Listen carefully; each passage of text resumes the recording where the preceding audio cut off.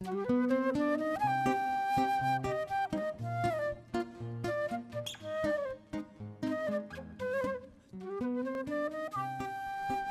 pues primero dar las gracias a todos los que hacéis y a todas cuantos hacéis posible estas jornadas que, como bien decía Carlas esta mañana, sobre todo, además de la sabiduría, que hay mucha y abundante, por eso además estamos en un centro universitario, pues una ocasión importante de encontrarnos, ¿no? De vernos a la cara, además ahora ya casi sin mascarillas, pues qué mejor ocasión que juntarnos para reflexionar. Y esta tarde tenemos a Marga Martínez Escamilla, apuntar bien el nombre porque el mundo es un pañuelo, y justo hoy en el AVE, Madrid-Málaga, venían dos Margas Martínez y casi nos la llevan a la otra punta de la península porque ella se ha ido con el primer taxista que había. Bueno, pues esta, nuestra Marga Martínez Escamilla, es muchas cosas, aparte de amiga querida, pues es doctora en Derecho, profesora de Derecho Penal en la Complutense de Madrid y además catedrática en esa universidad, en esa facultad, y luego coordina el proyecto de investigación sobre movilidad humana entre derechos humanos y criminalización, ¿no? Y sobre todo, es lo que a mí me apetecería esta tarde reseñar de ella, pues es que a veces, ¿no? A mí cuando me dijo, bueno, Luis Carlos no dice, ¿no? Sino que ¿seguro que te parece bien hacer esto? Pues claro, te parece fenomenal.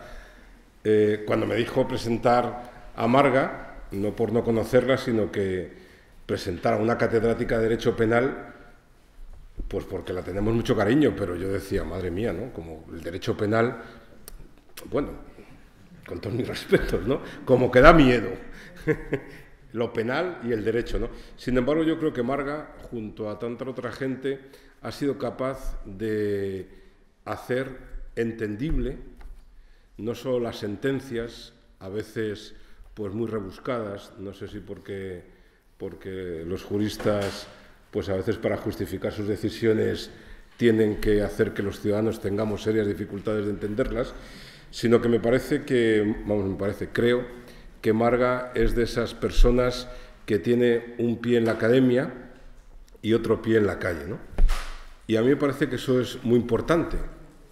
Quizá, y os lo digo por propia experiencia, a veces cuando algunos somos muy callejeros, bueno, como que nos cuesta otros lugares, ¿no?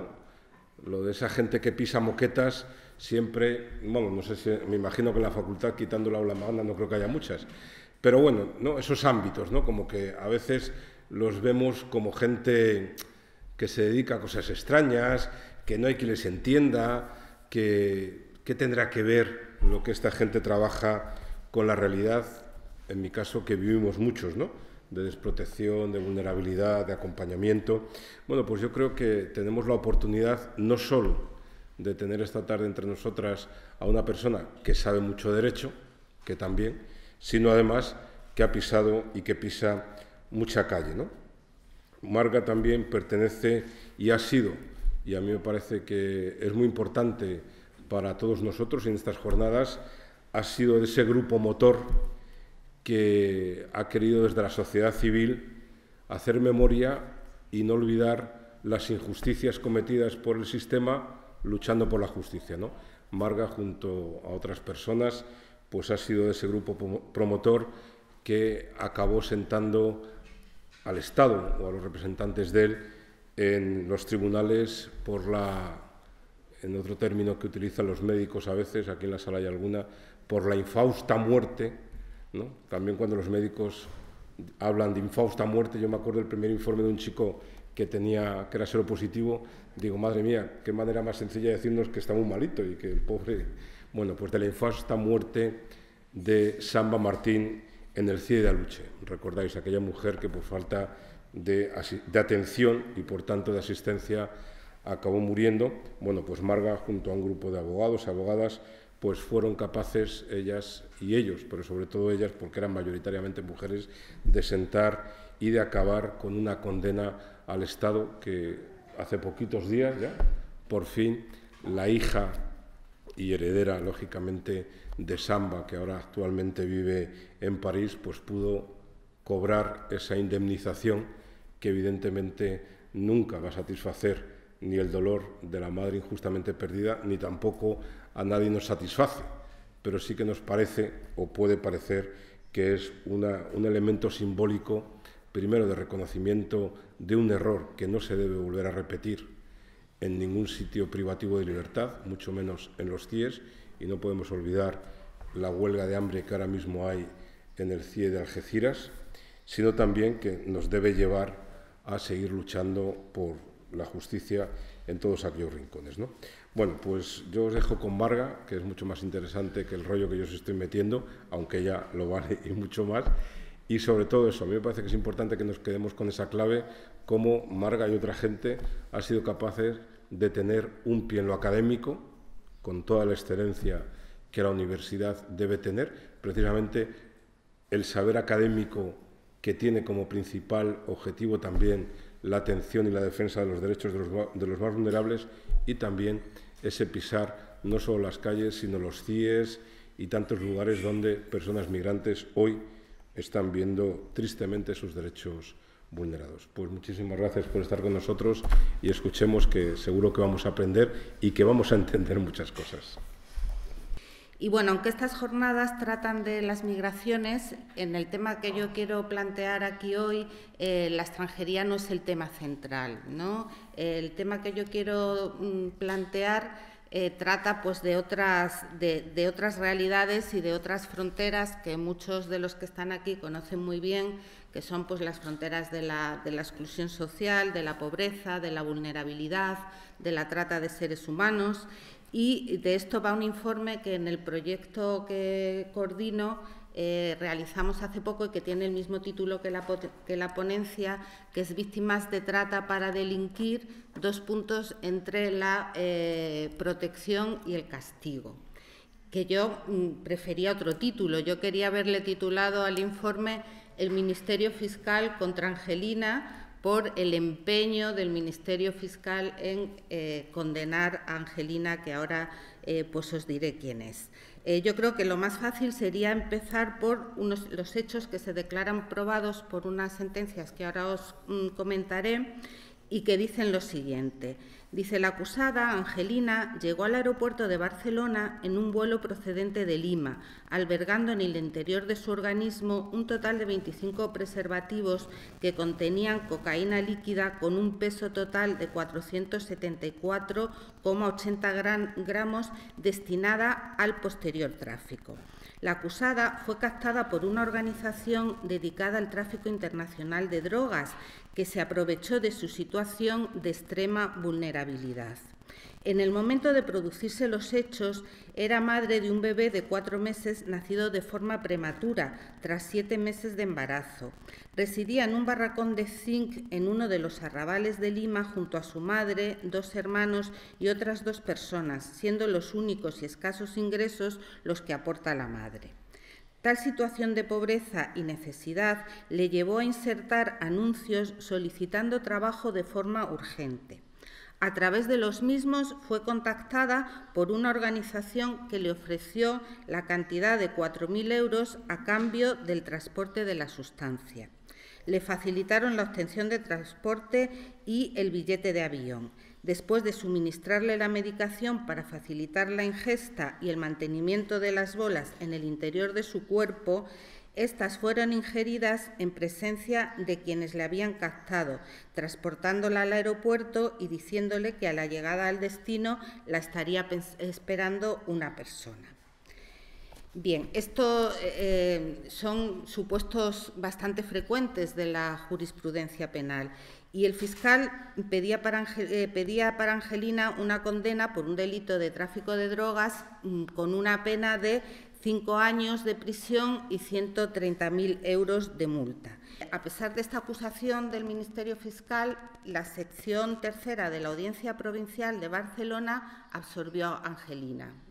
Luego voy a mantener de momento un poco la intriga, luego os contaré cuáles eran las razones de esta solución.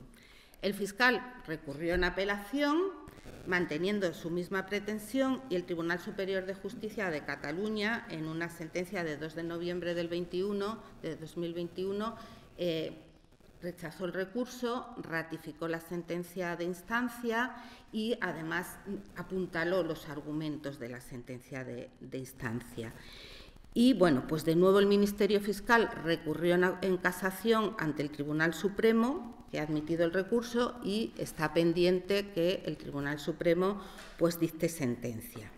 Y estas dos sentencias son muy importantes, son pioneras, ya os contaré un poquito más tarde por qué, pero ahora lo que me gustaría destacar es que da gusto dar a conocer dos sentencias que son valientes, que son empáticas con la situación de pobreza y de vulnerabilidad de una persona, porque eso no suele ser lo más frecuente.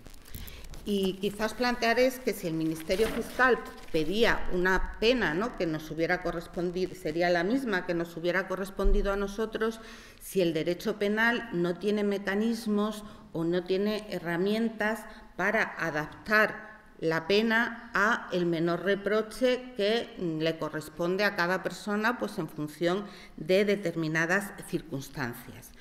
Y, efectivamente, el derecho penal sí tiene esos mecanismos, o sea, todo es mejorable, se puede mejorar, pero el derecho penal actualmente tiene herramientas para adaptar la pena al menor reproche que una persona merece por una conducta que ha realizado y que está prohibida.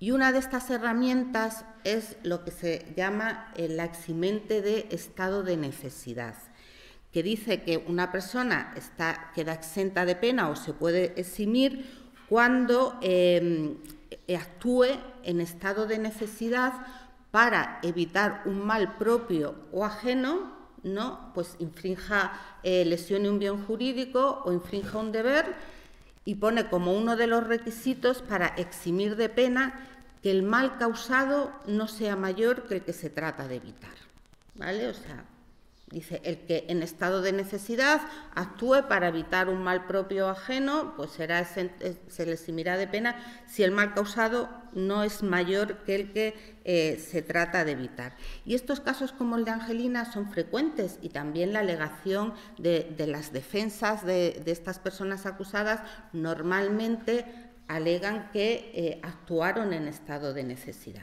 Muchas veces no se puede probar, ¿no? Es un problema de prueba, pero en otras ocasiones sí se puede probar que realmente ellos actuaron por una penuria económica y por unas necesidades acuciantes de solventar, pues, necesidades básicas acuciantes.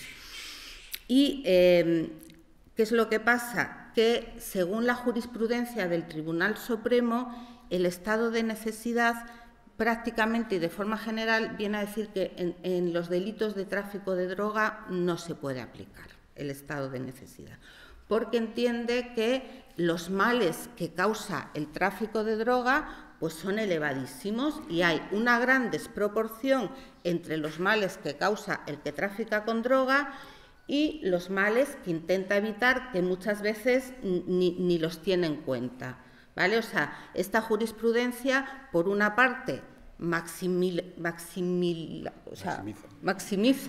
los daños que causa el tráfico de droga, y por otra, minimiza los perjuicios, los daños, las situaciones que tiene que enfrentar una persona y que no puede resolver por razón de su penuria económica, por razón de su pobreza. Y entonces nos encontramos sentencias, o sea, esto es una jurisprudencia muy reiterada del Supremo, y nos encontramos argumentaciones como las que os voy a leer.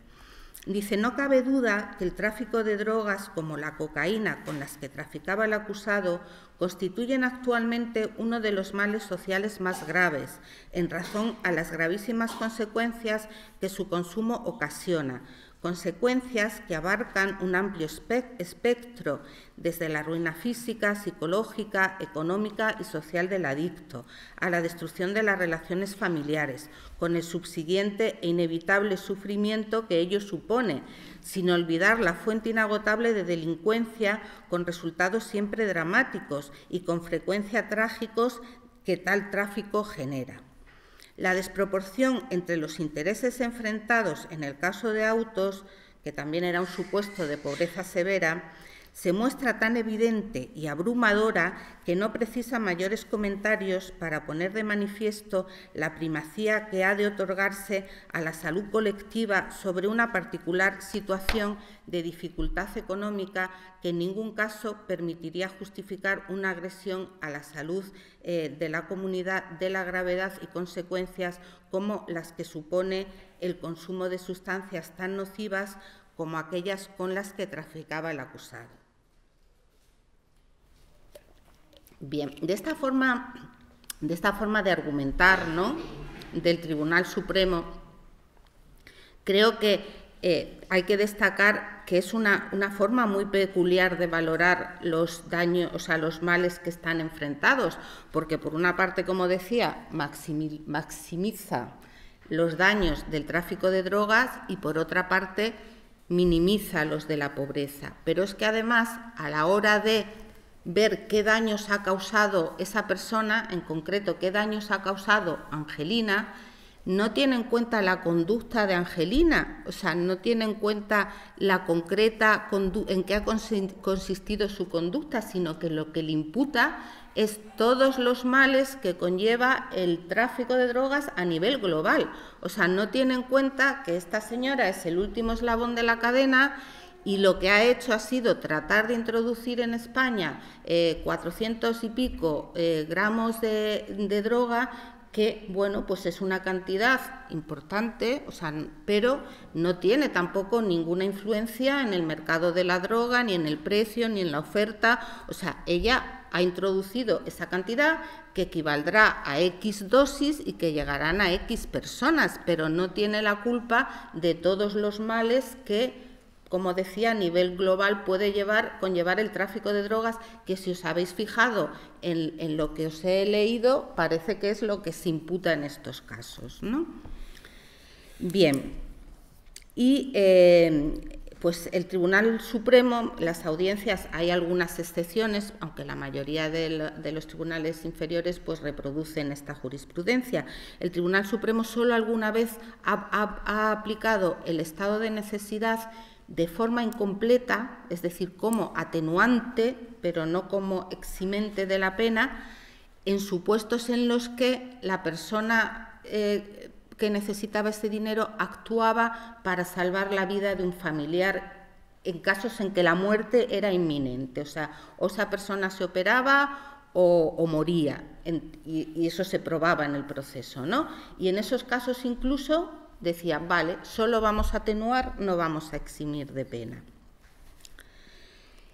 Bien, luego, en esta jurisprudencia del Tribunal Supremo hay otro argumento que muchas veces se convierte en la verdadera razón para desestimar la aplicación del estado de necesidad, y es el efecto llamada, el supuesto efecto llamada. O sea, se dice que si aplicamos a esa persona una eximente de pena, si no castigamos al correo de la coca, a la mula, al bolero, como le queramos llamar, dice que eso sería tanto como abrir una puerta muy peligrosa a favor de la impunidad o la semi-impunidad de los que realizan estas detestables acciones, que animaría a otros a realizarlas, ¿no? Porque, en definitiva, añado yo, hay muchos pobres en el mundo, entonces, bueno, pues si no les castigamos, pues vendrían muchos, traerían muchos droga. Y con estos son básicamente los argumentos con los que el Tribunal Supremo rechaza aplicar la eximente de estado de necesidad en situaciones de pobreza severa. Pero la Audiencia Provincial de Barcelona, la sección tercera, y el Tribunal Superior de Justicia después, cuando absuelven a Angelina, no le aplican el estado de necesidad. Son sentencias pioneras porque absuelven a Angelina porque la consideran una víctima de trata de seres humanos. O sea, la consideran una víctima de una modalidad específica de trata, que es de trata para delinquir, de trata para la criminalidad forzada. Bueno, pues esa es la razón que sustenta las sentencias absolutorias. Luego os voy a comentar un poco mejor los argumentos que utilizan, pero ahora unas consideraciones generales sobre este tema que acabamos de introducir, que es el tema de la trata. La trata de seres humanos, como muchos de vosotros sabéis, pues consiste en la captación, transporte, intercambio de personas para utilizarlos con determinados fines de explotación. O sea, los fines más conocidos pues son la explotación sexual, la explotación laboral, pero también hay otros tipos de trata, como para matrimonios forzados, para la extracción de órganos o, en concreto, la trata para delinquir. Y o sea, hay unanimidad en que el delito de trata pues, es un delito gravísimo, que hay que perseguir, que hay que castigar, pero en los instrumentos internacionales de lucha contra la trata también hay unanimidad en entender que la trata es una vulneración muy grave de los derechos humanos y que más allá de la persecución y el castigo de los criminales es prioritario el proteger a las víctimas. El protegerlas y asistirlas en sus necesidades e intentar reparar pues, los derechos que han sido vulnerados. Pues bien, estamos de acuerdo, al menos en las normas supranacionales están de acuerdo en esta necesidad de protección, pero claro, para proteger a las víctimas primero hay que identificarlas y todo hace indicar que pues nos encontramos con un gran déficit de identificación. Son muy pocas las víctimas que se identifican en relación con el número que se supone que hay de víctimas de trata. Y me gustaría llamar la atención sobre el hecho de que este déficit de identificación se produce también cuando las víctimas entran en contacto con el sistema penal. Interactúan con abogados, con fiscales, con jueces. El déficit de identificación también se produce. Deberíamos pensar que no es así, porque se supone que estas personas pues, son más expertas en lo que es la trata de seres humanos y en poder identificar a las víctimas de esta trata. Y son diversas las situaciones en las que una víctima de trata entra en contacto con el sistema penal. Lo que nos interesa ahora y lo que en el informe hemos trabajado son los supuestos en los que la víctima entra en contacto con el sistema penal porque ha cometido un delito. Y entonces concurre en ella la condición de víctima y la condición de delincuente. Y la realidad criminológica nos dice que esto ocurre con bastante frecuencia. Por ejemplo, si se trata de víctimas de trata en situación de irregularidad migratoria, pues pueden cometer delitos de uso de documentación falsa, o se dice que las víctimas de trata para la explotación sexual pues al tiempo venden o son obligadas a vender droga a los clientes, etcétera. Pero apuntando todavía más, ¿no? Precisando todavía más, esta doble situación de víctima de trata y autora de delitos concurre por definición en una de las modalidades de trata, que es la trata para cometer delitos, la trata para la explotación, para la realización de actividades delictivas. Porque, como he dicho anteriormente, no solo existe la trata para explotación sexual o la trata para la explotación laboral, sino también la trata para la criminalidad forzada. Y esta es una modalidad de trata que se introdujo en el Código Penal en el 2015 y quizá por esa reciente incorporación pues es menos conocida y todo parece indicar pues, que el índice de identificación pues, es especialmente bajo. Y también me parece muy importante poner de manifiesto que el no detectar a estas víctimas tiene consecuencias especialmente graves, porque si no las identificamos como víctimas, al haber cometido delitos, pues van a ser procesadas, van a ser condenadas y a veces pues van a ser condenadas a severas penas de prisión. En el caso de Angelina, No se la condenó finalmente a prisión, pero estuvo en prisión preventiva durante casi un año. Y con esto, pues claro, el castigo penal se suma al daño que le ha sido inferido por los tratantes, por los explotadores, e incrementa la vulnerabilidad de esta persona.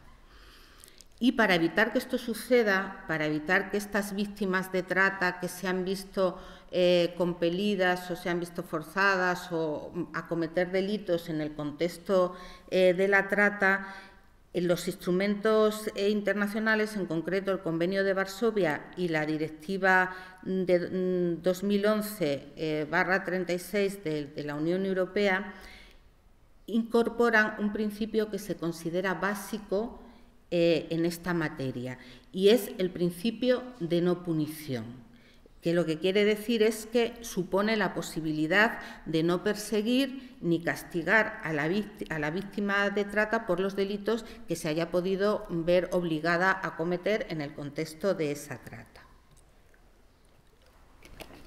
Este principio de no punición está incorporado en nuestro Código Penal en el artículo 177 bis 11, con una redacción que es un poco enrevesada, pero bueno, yo la leo y luego comentaremos un poco.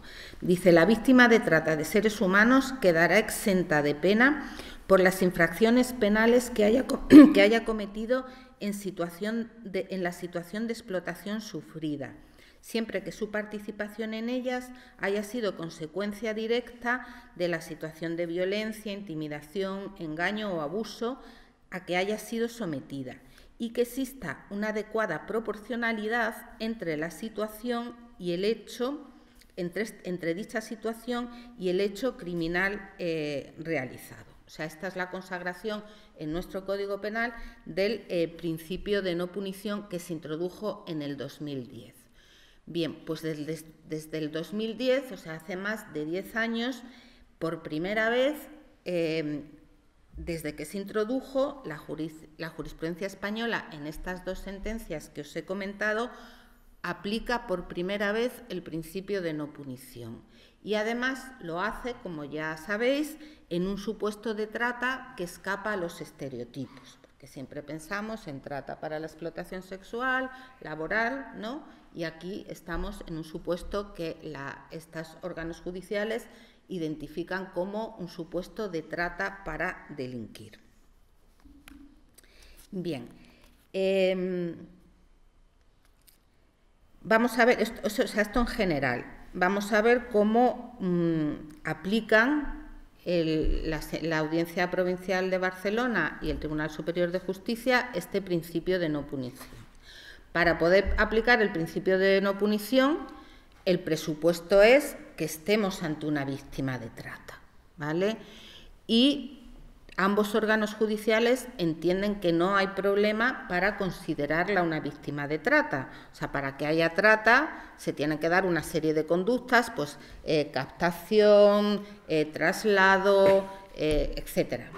Aquí estos dos órganos judiciales entienden que estamos ante una captación, la organización la captó, y fue captada, y además para que haya trata tiene que haber esa finalidad que estos órganos judiciales dicen que existe, que es la finalidad para la explotación delictiva, y además tienen que concurrir unos determinados medios comisivos. O sea, esa captación se tiene que haber producido mediante violencia, mediante engaño, mediante coacción o mediante abuso de la situación de necesidad o de vulnerabilidad de la víctima. Y ambos órganos judiciales entienden que aquí claramente hubo un abuso de esa situación de necesidad y de esa situación de vulnerabilidad. El abuso lo entienden porque la organización que contactó con ella contactó a través de esos anuncios de Facebook que ella había puesto, o sea, pidiendo urgentemente negocio y trabajo, pidiendo desesperadamente trabajo. La organización estaba mirando, buscando personas vulnerables que necesitaban dinero con urgencia, y por eso se acercó a Angelina. Y la situación de vulnerabilidad parece evidente, ¿no? O sea, es una situación de pobreza severa. La pobreza severa no es una fatalidad, es una lesión de derechos humanos y está conectada con cosas concretas, ¿no? O sea, con problemas de salud, con problemas psicológicos, con menor esperanza de vida, con una vivienda que tiene muchas carencias, con no poder dar a tu hijo una alimentación equilibrada, el no poderle mandar a la escuela. O sea, no es algo abstracto, son males concretos, por mucho que el Tribunal Supremo pues no los tenga en cuenta a la hora de ponderar y valorar como lo vimos anteriormente.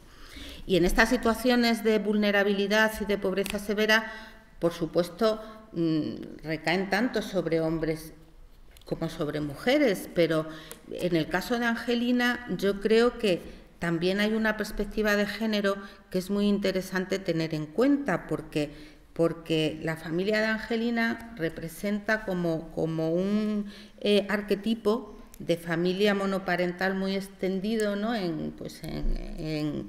en Latinoamérica y en el Caribe, ¿no? O sea, un modelo de familia con la mujer al frente que ha de asumir, a veces muy joven, la responsabilidad de sacar adelante una familia en un contexto de pobreza severa y en un contexto de arraigada cultura patriarcal donde la mujer está en clara desventaja. O sea, la desventaja es obvia porque, por ejemplo, pues es muy difícil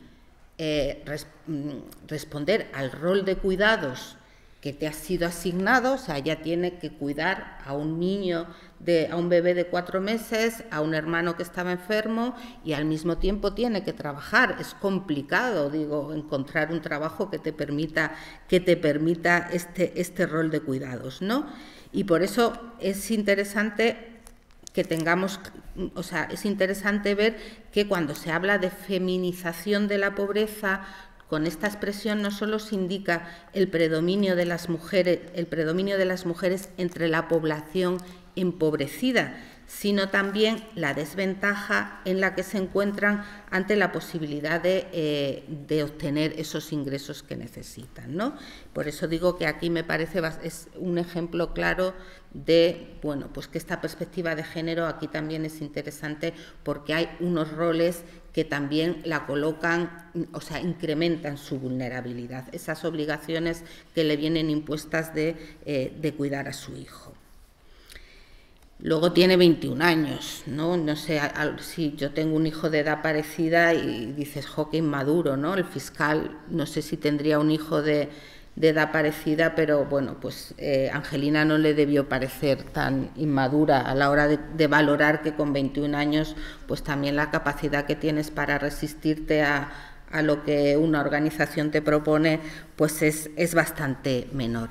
Y luego en el caso concreto, pues también las sentencias ponen de manifiesto que el proceso de captación y de explotación fue extraordinariamente comprimido y rápido. O sea, ella pone los anuncios pidiendo trabajo desesperadamente el 6 y 7 de agosto.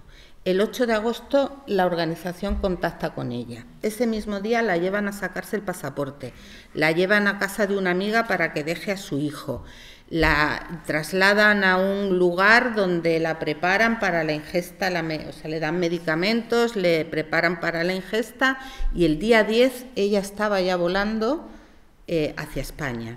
En 2 días todo se llevó a cabo, ¿no? Con lo cual, pues esto también nos indica que probablemente la capacidad que esta mujer tuvo ya alejada de sus amigos, alejada de su familia, sin poder compartir sus dudas, la posibilidad que esta mujer tuvo de reflexionar sobre las consecuencias que podía traer eso, pues fueron muy pocas, ¿no? Incluso, aunque se hubiera arrepentido, la capacidad de oponerse a esas personas de la organización.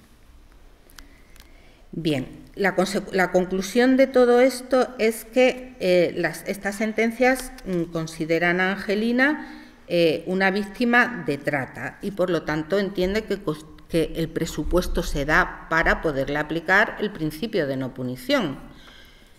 El principio de no punición tiene unos requisitos, además de que seas víctima de trata.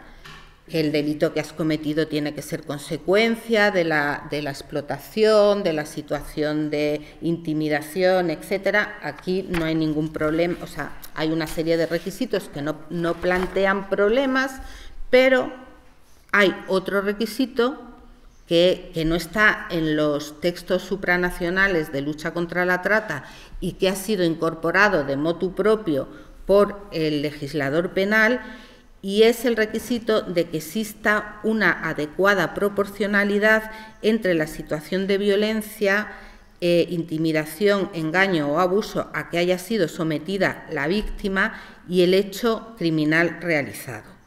O sea, de nuevo aparece la proporcionalidad y bueno, pues esta proporcionalidad, este requisito de la proporcionalidad ahora entre la situación de trata y el hecho criminal realizado, la Audiencia Provincial de Barcelona y el Tribunal Superior de Justicia de Cataluña consideran que también existen, porque ellos comparan la pena que tiene el delito de trata y la pena que tiene el delito de tráfico que ella ha cometido, y dicen, tiene más pena el delito de trata. Luego, bueno, pues no ha causado un mal mayor o es proporcional. Existe una proporcionalidad entre la situación de trata y el delito que ha cometido.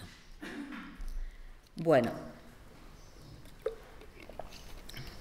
el fiscal, como os decía, ha interpuesto recurso de casación y este recurso de casación se basa en 3 ideas, ¿no? Los argumentos del fiscal pivotan sobre 3 ideas.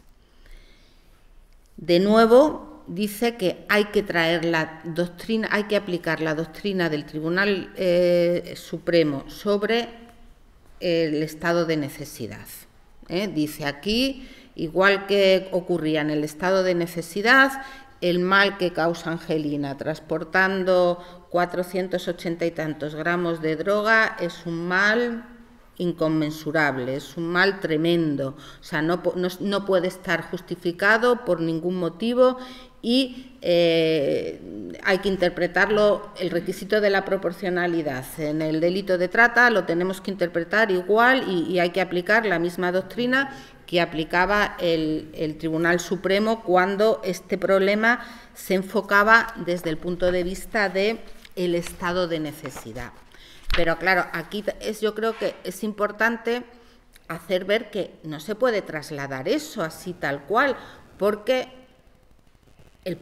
ahora el enfoque que ha dado la Audiencia Provincial y el Tribunal Superior de Justicia no es solo que Angelina sea una mujer pobre y sea una mujer vulnerable, es que es una víctima de trata. O sea, Angelina es pobre, es vulnerable, pero ella no ha dicho, ay, ¿cómo voy a dar de comer a mi hijo? ¿Cómo voy a arreglar aquí mi chabola de zinc que se me viene encima, tal? Voy a buscar una organización, me voy a ofrecer para llevar droga a España y para así yo poder salir adelante. Ella no dice eso, o sea, ella pone 2 anuncios en Facebook y de pronto aparece una organización y le ofrece dinero, pero la empuja en cierta medida, abusa de su vulnerabilidad.